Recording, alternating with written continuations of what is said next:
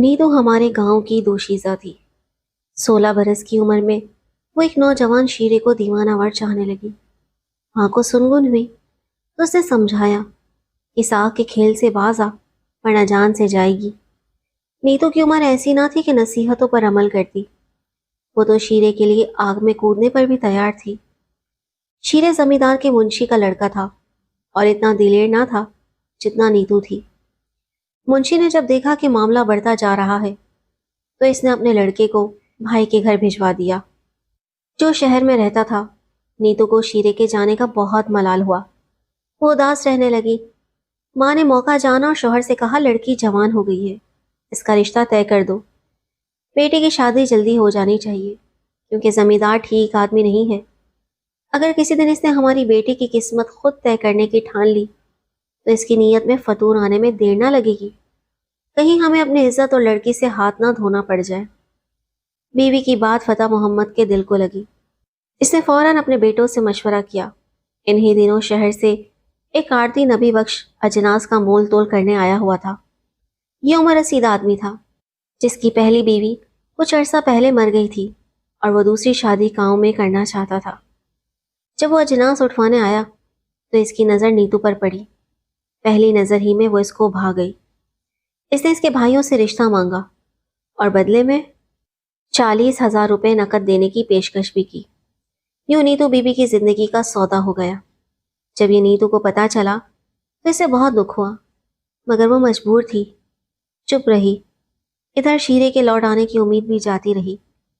गांव में लड़कियां शादी से इनकार कर दें तब भी वही होता है जो इनके बाप भाई चाहें। नीतू का निकाह नबी बख्श से इतनी खामोशी से हुआ कि जमींदार को कानो कान खबर ना हुई, क्योंकि वो अपने गांव की लड़कियों को किसी गैर जगह बिहाने का सख्त मुखालिफ था। अगर कोई शख्स गांव से बाहर किसी गैर बरादरी में अपनी बेटी का रिश्ता करना चाहता तो इसे जमींदार से मशवरा करना पड़ता था। इसलिए फतेह मोहम्मद और इसके बेटों ने यही मुनासिब समझा कि जमींदार से सलाह ना ली जाए, वरना वो इनको आरती के साथ बेटी बिहाने की कभी इजाजत ना देगा।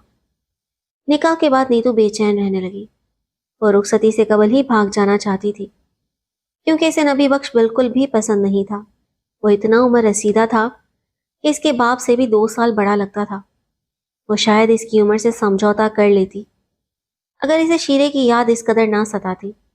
जिस दिन इसने सुना कि नबी बख्श इसे रुखसत करके ले जाने वाला है, इसने रातों रात घर से भाग निकलने का इरादा कर लिया।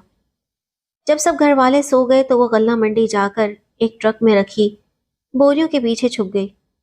इन ट्रकों पर दिन भर सामान लोड किया जाता था और फिर वो रात को सफर पर रवाना हो जाते थे। नीतू अपने भाई के कपड़े पहनकर निकली थी। सर पर पगड़ी बांधकर इसने अपना चेहरा छुपा लिया था। अमूमन देहाती मर्द रात को सफर करते हुए सर्द हवा से बचने के लिए ऐसा करते हैं।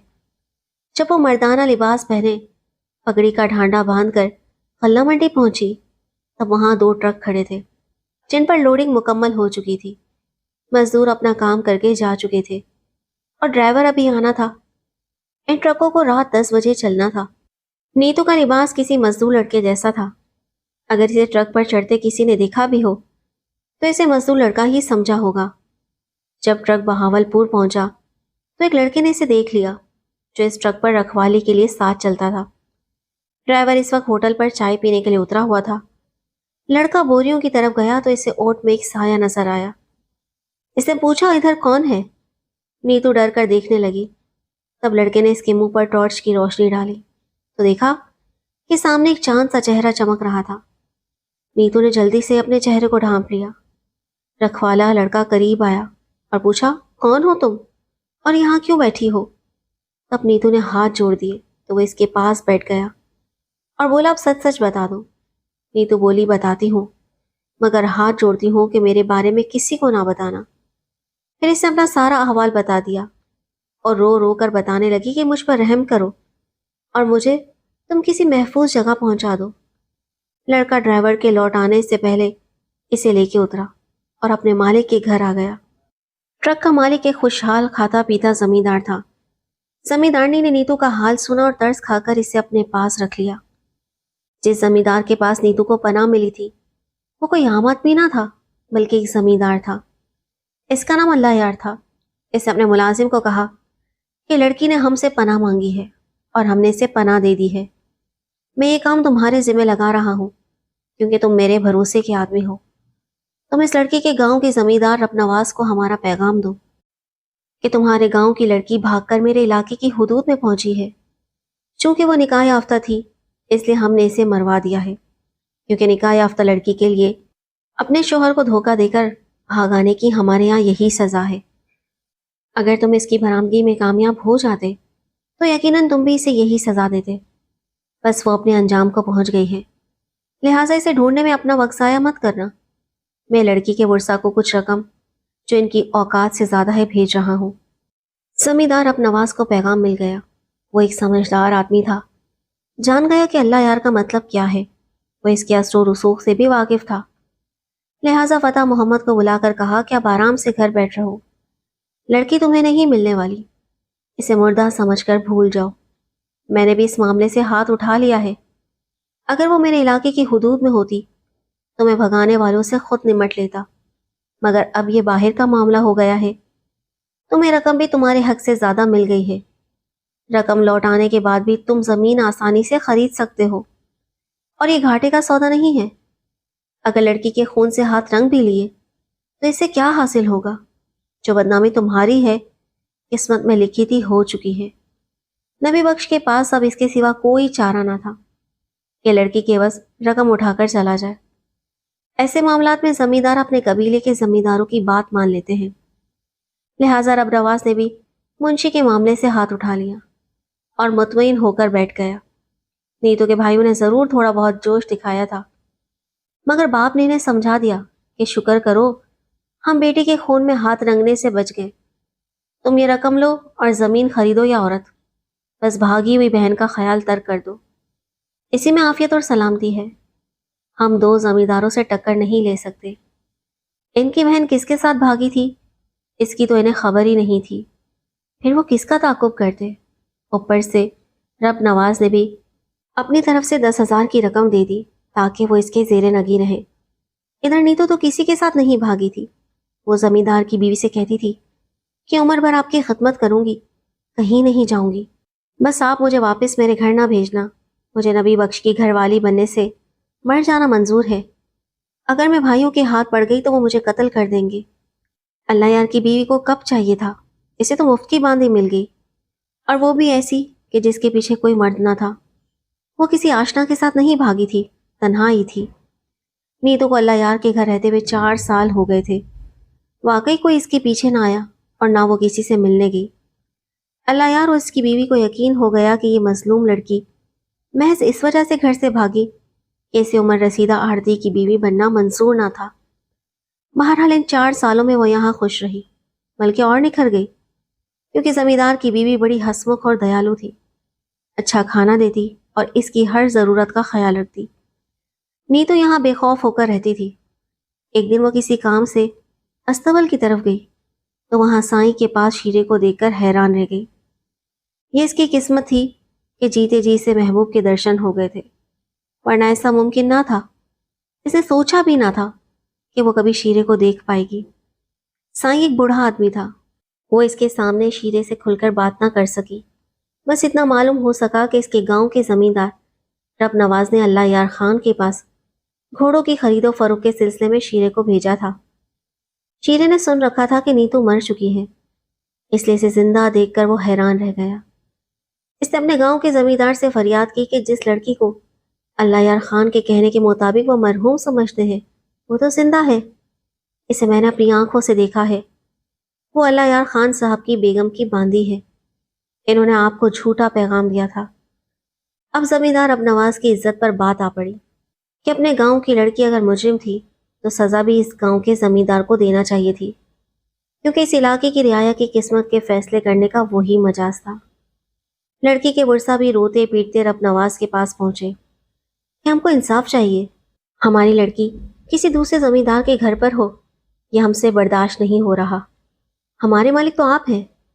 رب نواز نے ان سے افسوس کا اظہار کیا اور اجازت دے دی کہ وہ اللہ یار کے پاس جا کر لڑکی کی واپسی کا مطالبہ کر سکتے ہیں، اگر وہ لڑکی حوالے کرنے میں آنا کانی کرے تو پھر بات کرنا۔ नीतू के बाप ने अल्लाह यार के पास जाकर सीना कोबी की। ये कैसा जुल्म है कि इनकी लड़की को इनके हवाले नहीं किया जाता। अल्लाह यार ने किसी बुरी नीयत से तो लड़की को नहीं रखा हुआ था, लिहाजा उसने कहा तुम बेशक अपनी लड़की को ले जाओ, मुझे एतराज़ नहीं है। मैंने तो सिर्फ इसकी जान बचाने की खातिर इसे अपने पास पनाह दे दी थी, मगर पहले मुझसे वादा करना होगा कि लड़की को तुम कत्ल नहीं करोगे। ये घर से भागी ज़रूर है, लेकिन किसी के साथ नहीं भागी थी। 4 साल में एक बार भी ना तो कोई इससे मिलने आया और ना इसने मेरी हवेली से कदम बाहर निकाला है। फतेह मोहम्मद और इसके लड़कों ने कसम खाई कि वो नीतू को कत्ल करेंगे और ना ही इसको कोई नुकसान पहुंचाएंगे, ना इसकी शादी जोर ज़बरदस्ती से करेंगे। ये वादा करके वो नीतू को ले तो आए, लेकिन इनके दिलों में फतूर था। इनको गैरत के नाम पर कत्ल करके फांसी चढ़ जाने का भी कोई खौफ न था। वो इसको मर्दानगी समझते थे। घर लाकर उन्होंने नीतू को कमरे में बंद कर दिया और खुद सर जोड़कर बैठ गए कि इस कमजात लड़की को किस तरह ठिकाने लगाना चाहिए। अगर फिर भाग गई तो क्या होगा? दोबारा बदनामी होगी, सारा गांव फिर से थू थू करेगा, जबकि पहले ही वो काफ़ी सिबकी उठा चुके थे। उन्होंने जमींदार अब नवाज से भी इस मसले पर बात करना मुनासिब ना समझा कि वो भी नीतू की जान बचाने के आड़े आ सकता था। शोहर और बेटों की एक गुफ्तगू माँ ने सुन ली और चौकन्नी हो गई। वो जानती थी कि अब बेटी की जान को शदीद खतरा है और वो किसी तरह इसे बचा पाएगी। ये लोग आधी रात को लड़की को कत्ल करके इसकी लाश सुबह होने से पहले ही दरिया बुर्द करने का प्रोग्राम बना चुके थे। रात हो गई और वो इसे दिखाने को सोते बन गए, तो ये भी छुपके से उठी, दरवाजे की कुंडी खोली और बेटी को कुछ समझाया। फिर इसे अपने कपड़े पहनाकर खुद इसके कपड़े पहन लिए और बोली, मैंने शीरे को खबर कर दी है, वो नहर के पास घोड़ी लिए तेरे इंतजार में होगा। तो खेतों से चली जाना। फिर माँ बेटी एक दूसरे से गले लगकर इस तरह रोई कि हल्क से आवाज ना निकली, मगर सारा वजूद लरज रहा था। उधर बैठक में लिए हुए घर के चारों मर्द कुल्हाड़ियां तेज की आधी रात होने का इंतजार कर रहे थे। नीतू माँ के कपड़े पहने बाहर निकली और माँ इसकी चारपाई पर लेट गई। दोनों की जिसामत तकरीबन एक जैसी थी। अंधेरे में कोई पहचान ना सकता था कि माँ लेटी हुई है या बेटी सो रही है। गांव में बिजली ना होने की वजह से सरे शाम ही अंधेरा फैल जाता था। नीतू दबे कदमे खेतों में से छुपती छुपाती चलती गई। इधर जब बाप भाई आधी रात को इसके कमरे में आए जहां वो सो रही थी, इन्होंने दिया जलाया ना माचिस की तीली रोशन करके देखा और चारपाई पर पड़ी हुई औरत पर वार कर दिया। इनको माँ के यहाँ लेटने का गुमान तक ना था, क्योंकि वो तो हमेशा सहन या बरामदे में सोया करती थी। यूं अंधेरे में ये राज फाश ना हो सका कि बेटी के बिस्तर पर माँ लेटी हुई है। इन पर तो खून सवार था। कुछ सोचने समझने का मौका क्यों कर मिलता। अकल की बत्तियां गुल हो चुकी थीं। कुल्हाड़ी का पहला ही वार इसके सर पर पड़ा और वो एक आह के साथ खत्म हो गई। इसे तड़पने की भी मोहलत ना मिली। बाकी कुल्हाड़ियां तो इजाफी थी। रात के अंधेरे में उन्होंने लाश को एक बोरी में लिपटा और बैलगाड़ी में डालकर दरिया बुर्द करने चले गए। शायद ऐसे वाकयात पढ़कर आपको यकीन ना आता हो कि ये सदी की और इस सेहत की कहानियां हैं, लेकिन यकीन कीजिए हमारे यहाँ कुछ गांव देहात ऐसे हैं कि अगर आप वहां जाकर देखें तो आप औरत की जिंदगी को इतना ही बेकीमत पाएंगे जितना कि एक मिट्टी का बर्तन होता है। वहां आज भी औरत पर ऐसे सितम ढाए जाते हैं कि रोंगटे खड़े हो जाते हैं।